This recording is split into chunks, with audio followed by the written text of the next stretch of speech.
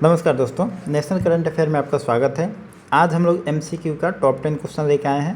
देखिए, अगर नंबर की बात करें तो क्वेश्चन 10 ही हैं, लेकिन अब आपको कितना नॉलेज इससे मिलता है, कितना क्वेश्चन आपको देखने को मिलता है, या आप वीडियो देखिए, उसके बाद आप खुद जज करिएगा।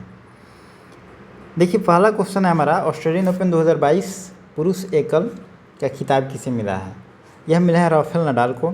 मेल में बात करें तो राफेल नडाल को, और फीमेल की अगर हम बात करें, यह मिला है एशले बार्टी को। यह क्वेश्चन बनाने का मकसद ये है कि हमने जो पुराना, अगर आप देखेंगे, लॉन टेनिस का एक वीडियो बनाया हुआ है, उसमें मैंने 2021 के सारे ऑस्ट्रेलियन, फ्रेंच विंबलडन और यूएसए ओपन को कवर किया है, लेकिन जब वीडियो बनाए थे तब तक यह 2022 वाला हुआ नहीं था। तो इस क्वेश्चन के माध्यम से हम इसको भी शामिल कर लिए, और 2021 का जो भी है हम उसको एक बार थोड़ा सा रिवाइज कर लेते हैं, मे भी आ जाए। तो 22 वाला याद रखेंगे, राफेल नडाल, और फीमेल में एशले बार्टी। अब थोड़ा सा हम 2021 का देख लेते हैं। देखिए, यह टॉपिक जो है कुछ लोगों को बहुत आसान लगता है, जिनको गेम में इंटरेस्ट होता है। कुछ लोगों के लिए यह टॉपिक बड़ा ही बोरिंग लगता है, याद नहीं हो पाता है। तो मैं थोड़ा सा समझा दूँ कि देखिए, यह है ऑस्ट्रेलिया, और ऑस्ट्रेलियन ओपन होता है, यह होता है जनवरी में। यहाँ पे है आपको फ्रांस, यह होता है आपको मई जून के टाइम में। आपका एग्ज़ाम हो जाएगा, उसके बाद होगा, अभी यह नहीं हुआ है। थोड़ा सा ऊपर में यहाँ पे इंग्लैंड है, यहाँ पे होता है विंबलडन। यह होता है आपको जून जुलाई के टाइम में होता है। और यहाँ पे है यूएसए, और यूएसए ओपन जो होता है सबसे लास्ट में होता है, अगस्त सितंबर के टाइम में होता है। मतलब कि अगर हम इधर डायरेक्शन से, ईस्ट से चलना शुरू करते हैं, तो पहले मिलेगा ऑस्ट्रेलिया, तो सबसे पहले ये होता है। उसके बाद आपको मिलेगा फ्रांस, तो फ्रांस होता है 2 नंबर पे। उसके बाद मिलेगा इंग्लैंड, जहाँ पे विंबलडन होता है, वो होता है जून में 3 नंबर पे, और लास्ट में होता है यूएसए, अगस्त में होता है। मतलब हम कह सकते हैं कि जो भी इस सीरीज़ को बनाया है उसको थोड़ा सा ज्योग्राफी का समझ होगा, वो मैपिंग के थ्रू ही बनाया होगा, ऐसा हम अनुमान लगा सकते हैं। खैर छोड़िए, उससे कोई मतलब नहीं है। हम देखेंगे, मेरा ऑस्ट्रेलियन ओपन तो हो गया, इसमें 2021 और 22 दोनों साल का पूछेगा, क्योंकि यह जनवरी में होता है। लेकिन यह तीनों हमको सिर्फ 2021 का पढ़ना है, तो थोड़ा सा उसका हम एक बार देख लेते हैं, कि रिवाइज कर लेते हैं। एक हम देख लेते हैं पहले, फ्रेंच ओपन, विंबलडन और यूएसए ओपन। मेल कौन जीता, फीमेल कौन जीता। तो फ्रेंच की अगर हम बात करें तो फ्रेंच में नोवाक जोकोविच जीते हैं, नोवाक। और फीमेल की बात करें तो बारबोरा क्रेजिकोवा। देखिए, आप सिर्फ पहला नाम याद रखिए, ज़्यादा याद रखने की ज़रूरत नहीं है। नोवाक जोकोविच, बारबोरा क्रेजिकोवा। अगर विंबलडन की बात करें तो विंबलडन में भी नोवाक जीते हैं। और फीमेल की बात करें तो फीमेल में आपको एशले बार्टी जीती है, ठीक है। और यूएसए ओपन की बात करें तो यहाँ पे आपको डेनियल मेदवेदेव जीते हैं, और फीमेल में एम्मा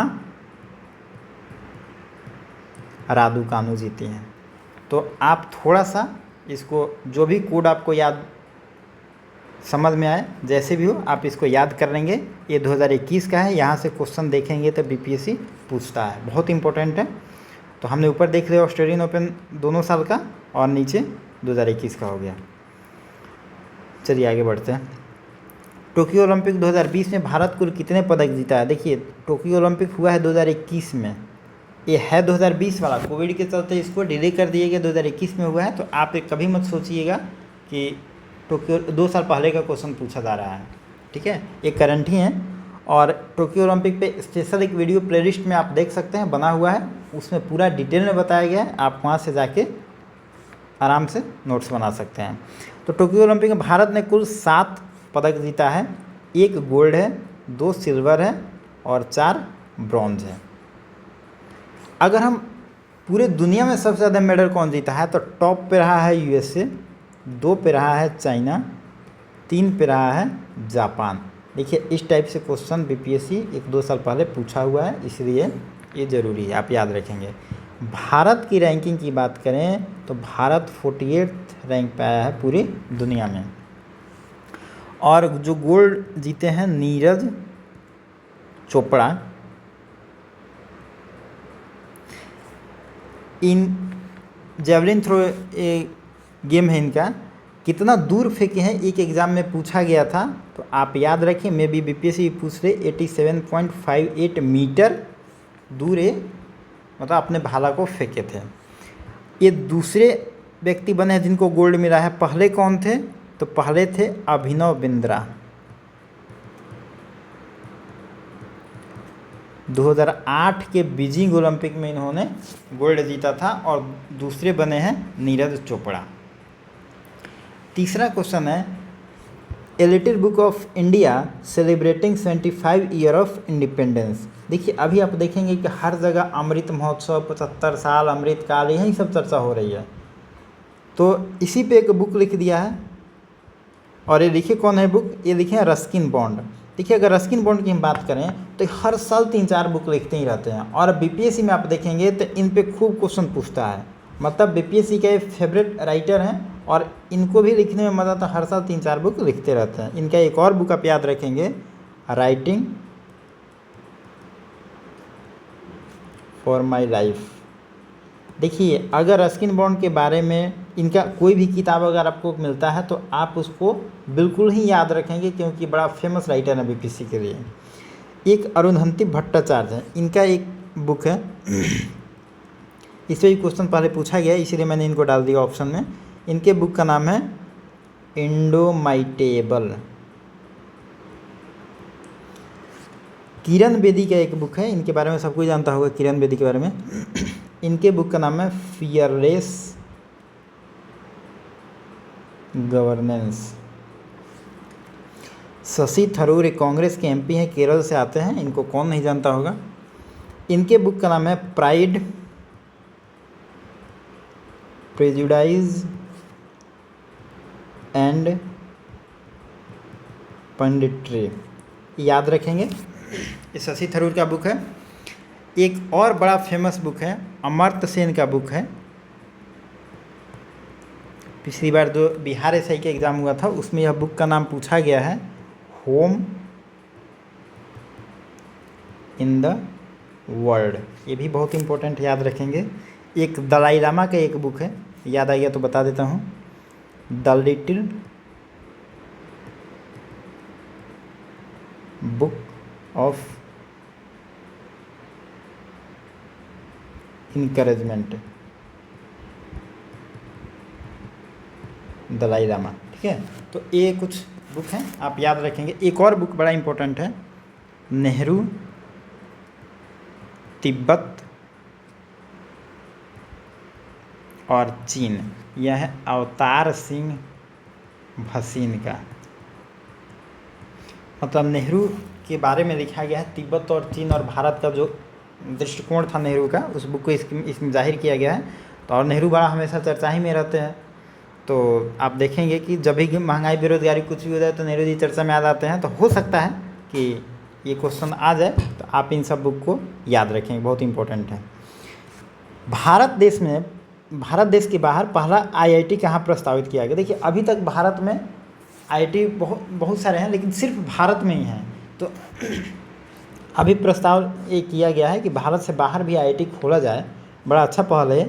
तो ये पहला आईआईटी खोला जाएगा भारत से बाहर यूएई में। आप याद रखेंगे, यह क्वेश्चन पूछा जा सकता है कि भारत से पहली बार आईआईटी किस देश में खोला जा रहा है? तो यूएई में खोला जा रहा है। अगर यूएई की हम बात करें तो इसके बारे में 2-3 चीज़ और देख लेते हैं।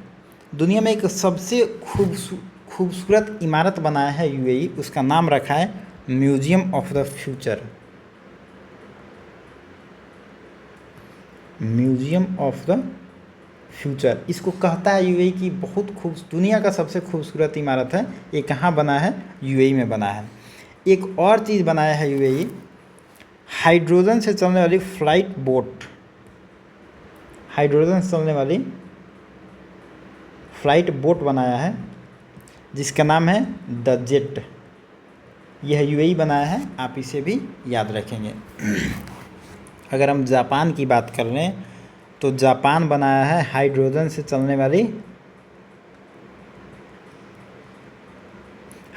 चलने वाली ट्रेन बनाया है। आप याद रखेंगे, यहाँ पे जापान ने ट्रेन बनाया है हाइड्रोजन से चलने वाली, और यूएई बनाया है हाइड्रोजन से चलने वाली फ्लाइंग बोट बनाया है जिसका नाम है द जेट। ठीक है, दोनों में थोड़ा सा आप कंफ्यूजन ना रखें। जापान ट्रेन बनाया है और यूएई जेट बनाया है, फ्लाइंग बोट बनाया है। फ्रांस की अगर हम बात करें तो फ्रांस के साथ भारत का अभी ओशन समिट हुआ था, एक फ्रांस के साथ हुआ है। तो ब्लू इकोनॉमी के साथ भारत और फ्रांस का एग्रीमेंट हुआ है। तो अगर क्वेश्चन पूछा जाए कि भारत का किस देश के साथ ब्लू इकोनॉमी को बेटर करने के लिए एग्रीमेंट हुआ है, तो आपका आंसर होगा फ्रांस। इतना बहुत है, ज़्यादा बता देने के बाद कन्फ्यूज़न भी हो जाता है। तो आईआईटी खुल रहा है यूएई में, और यूएई में एक म्यूजियम ऑफ द फ्यूचर बना है जो दुनिया का सबसे खूबसूरत इमारत कहा जा रहा है, और एक फ्लाइंग बोट बना है। तो आप समझ लेंगे, आगे चलते हैं। हाल ही में चर्चा में रहा दुनिया का पहला आर्टिफिशियल जहाज़, इसका नाम क्या है? इसका नाम रहा है दुनिया का सबसे बड़ा जहाज़, इसको कहा जा रहा है पहला आर्टिफिशियल बड़ा जहाज़ है ये। इसका नाम है मेफ्लावर 400। यह अटलांटिक को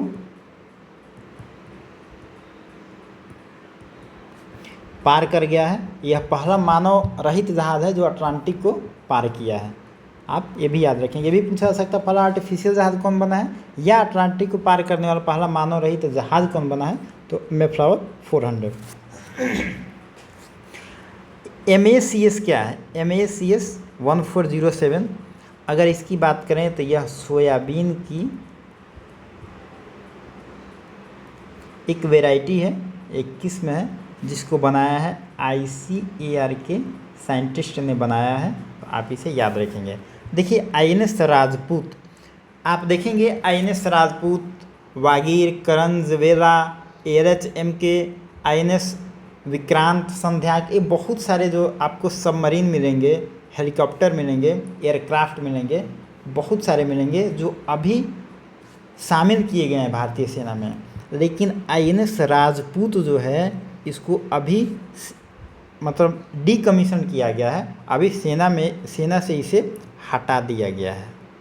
इसलिए मैंने इसको डाला कि देखिए कोई भी सबमरीन या हेलीकॉप्टर को सेना से कब हटाया जाता है? 30-40 साल बाद हटाया जाता है, जब वो काम करना बंद हो जाता है या नई टेक्नोलॉजी आ जाती है। पुराने टेक्नोलॉजी जब ख़राब हो जाता है तब बंद किया जाता है। तो अभी आप देखेंगे कि भारत में बहुत नई नई टेक्नोलॉजी आ रही है, सेना में बहुत सबमरीन, हेलीकॉप्टर और एयरक्राफ्ट वगैरह शामिल हो रहे हैं। लेकिन क्या आज के 40 साल पहले ऐसा था? इतना टेक्नोलॉजी था, भारत के पास इतना पैसा था? क्या भारत इतना इन्वेस्टमेंट सेना पे करता था? नहीं करता था। तो उस समय था ही नहीं। थोड़े बहुत 1-2-4 थे जो अभी रिटायर हो रहे हैं। तो रिटायर होने वाले में मतलब डीकमीशन होने वाले में एकमात्र आपको मिलेगी INS राजपूत, आप इसे याद रखेंगे। बाकी जितने मिलेंगे, वागीर की बात हो, वेला की बात हो, ये सब आपको शामिल किए गए हैं। INS विक्रांत की बात हो, ARH-MK की बात हो, तो ये सब शामिल किए गए हैं। तो आप कन्फ्यूज़न नहीं होना चाहिए आपको कौन शामिल किया गया, कौन हटाया गया है। इसलिए मैंने इसको डाला कि INS राजपूत को हटाया गया है। बाकी जितने नाम आपको मिलेंगे आप मान के चलेंगे कि इसको शामिल किया गया है। सजग को भी शामिल किया गया है और राजपूत को हटा दिया गया है, मतलब INS राजपूत। अगला क्वेश्चन है, हाल ही में भारत का पहला एम्प्यूटी क्लिनिक कहाँ खोला गया है? यह खोला गया आपको चंडीगढ़ में। भारत का पहला एम्प्यूटी क्लिनिक खोला गया चंडीगढ़ में। और चंडीगढ़ की बात करें तो यहाँ पे एक डॉग पार्क खोला गया है। ठीक है, तो आप दोनों यहाँ पे याद रखेंगे। उत्तराखंड की अगर हम बात कर लेते हैं, उत्तराखंड महिलाओं को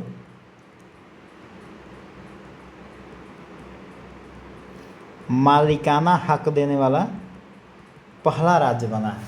देखिए महिलाओं को बहुत दिनों से बात चल रही है कि मतलब सोशल एम्पावरमेंट की बात होती है तो ये कहा जाता है कि महिलाओं को सामाजिक अधिकार और जो अपने पैरों पे खड़ा होने का अधिकार नहीं मिल पाया है, इसीलिए उनका सशक्तिकरण नहीं हो पाया है। तो उत्तराखंड सरकार ने महिलाओं को मालिकाना हक देने का एक पहला ऐसा प्रस्ताव लाया है और पहला ऐसा स्टेट बना है उत्तराखंड, जो कि एक नारी सशक्तिकरण की बात करें, वुमेन एम्पावरमेंट की, तो उसमें काफ़ी अच्छा पहल है। केरल का अगर हम बात करें तो केरल होटल जो होता है, होटल को हम होटल इंडस्ट्री माना जाने लगा है अब। यह देखिए, हम लोग कहते हैं होटल इंडस्ट्री है, लेकिन उसको बोलचाल की भाषा में हम लोग कहते हैं पेपर पे ऐसा करने वाला पहला राज्य बना है केरल। ठीक है, तो होटल जिसके पास है उसको माना जाएगा कि वह एक इंडस्ट्री चला रहा है। देखिए, अमूमन बोलचाल में तो हम लोग बोल देते हैं कि होटल इंडस्ट्री है, ट्रांसपोर्ट इंडस्ट्री है, लेकिन टेक्निकल टर्म में उसको इंडस्ट्री नहीं माना गया था। तो केरल पहला राज्य बना है जो होटल को इंडस्ट्री माना है। एक और केरल की बात कर रहे हैं तो एमएसपी आप सुने होंगे, एमएसपी धान, गेहूँ और मक्का इस सब पे मिलता है। लगभग 24 आइटम होते हैं इसमें एमएसपी में, लेकिन केरल पहला स्टेट बना है जो सब्जी को भी एमएसपी के दायरे में लाया है। देखिए, 24 हम जो बता रहे हैं केंद्र सरकार का मतलब जो घोषित करती है 24 आइटम होता है उसमें, लेकिन जो स्टेट गवर्नमेंट केरल है वो बोला है कि हम सब्जी पे भी एमएसपी देंगे।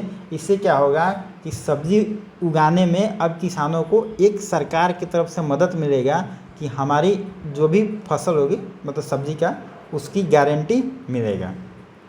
ये अच्छा पहल है, इससे किसानों को फ़ायदा होगा।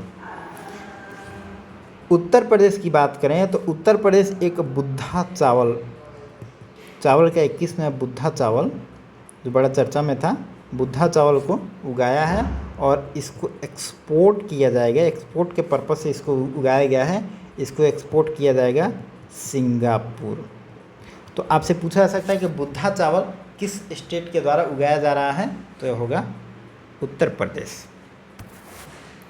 अगला क्वेश्चन देख लेते हैं। हाल ही में खिलौना निर्माण क्लस्टर कहाँ बन रहा है? खिलौना निर्माण क्लस्टर की अगर हम बात करें तो यह बन रहा है सॉरी, यहाँ पे केरल नहीं होगा, यहाँ पे कर्नाटक होगा। और कर्नाटक का जो स्पेसिफिक अगर जगह की बात करें तो कोप्पल होगा। देखिए, इसमें अगर जो भी आप ऑप्शन मारे होंगे आप इसमें +1 बोनस कर लेंगे, क्योंकि जो ऑप्शन है यहाँ पे ओरिजिनल ऑप्शन केरल होना चाहिए, कर्नाटक होना चाहिए, केरल लिखा गया है। तो खिलौना निर्माण क्लस्टर बन रहा है कर्नाटक में। वाइजर किस देश से संबंधित है? वाइजर की अगर हम बात करें तो वाइजर इंडिया और जर्मनी के साथ एग्रीमेंट हुआ है। यह रिसर्च के फील्ड में है। जर्मनी की जो महिला शोधकर्ता है, मतलब जो रिसर्च करने वाली लेडी हैं, उनके बीच में भारत और जर्मनी के एक एग्रीमेंट हुआ है जो रिसर्च को बढ़ावा देगा। तो वाइजर रिसर्च से संबंधित है और जर्मनी से रिलेटेड है, आप इसको याद रखेंगे। अगला क्वेश्चन है, किस राज्य की आधी आबादी, यहाँ पे थोड़ा सा और हम देख लेते हैं। फ्रांस के बारे में एक न्यूज़ देख लेते हैं। अभी भारत गगनयान को छोड़ने का तैयारी कर रहा है, तो गगनयान के लिए जो एग्रीमेंट किया है भारत फ्रांस के साथ किया है। ठीक है, आप इसे याद रखेंगे। अगला क्वेश्चन है, किस राज्य की आधी आबादी बहुआयामी रूप से गरीब है? मल्टी डायमेंशनल पॉवर्टी इंडेक्स में अगर हम देखें तो किस राज्य की आबादी लगभग आधी गरीब है, लगभग 51% के आसपास है? तो यह स्टेट है बिहार। मतलब लगभग आधी आबादी यहाँ गरीबी से गुजर रही है। तो बिहार का है, तो मे भी क्वेश्चन पूछा जा सकता है। अगला क्वेश्चन है आपका कि डार्ट मिशन किसके द्वारा लॉन्च किया गया? यह बहुत ही इंपॉर्टेंट है। डार्ट मिशन यह नासा के द्वारा लॉन्च किया जा रहा है। ये है क्या? डार्ट का फुल फॉर्म होता है डबल एस्ट्रॉयड रीडायरेक्शन टेस्ट। मतलब एस्ट्रॉयड होते हैं क्षुद्र ग्रह, उसके बारे में स्टडी करे गए, नासा द्वारा भेजा जा रहा है। और ये पहली बार ऐसा हो रहा है कि क्षुद्र ग्रह पे स्टडी किया जाएगा। इसलिए ये इम्पोर्टेंट है। आपसे एग्ज़ाम में पूछा जा सकता है कि डार्ट मिशन जो है किसके द्वारा भेजा जा रहा है या किसके स्टडी के लिए भेजा जा रहा है, तो आप इसे याद रखेंगे, क्षुद्र ग्रह या एस्ट्रॉयड। ठीक है। नासा का अगर एक और बात करें हम नासा का, तो नासा ने फ्यूचर में 10 लोगों को स्पेस में भेजने के लिए एक लिस्ट बनाया है। 10 लोगों के लिस्ट में एक भारतीय मूल के हैं, उनका नाम है अनिल मेनन। नासा ने जो 10 लोगों को स्पेस में भेजेगा उसमें एक हैं अनिल मेनन जो भारतीय मूल के हैं। तो आप नाम याद रखेंगे, एग्ज़ाम में पूछा जा सकता है कि। तो आज के था 10 क्वेश्चन। आई होप कि सबको अच्छा लगा होगा। तो मिलते हैं नेक्स्ट वीडियो में। Thank you.